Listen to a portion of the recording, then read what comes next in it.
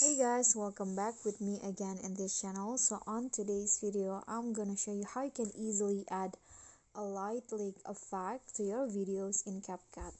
So first, just import your video to CapCut and then go to the video effects.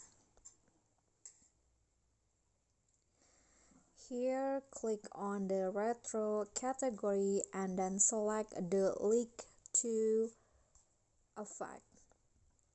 Okay, this one, and adjust it as you like, but I adjust the intensity 100, speed to around 60, then the range is around 40. Okay, and then for the rest of it I leave it as it is, and here you are done, and the light leak will be there in your videos. Here is the final result. Okay, so that's it from me. If you got any question, feel free to drop them in a comment, and if the video is helpful, remember to click thanks, like, and subscribe for more content. I'll catch you all in the following videos. Thank you.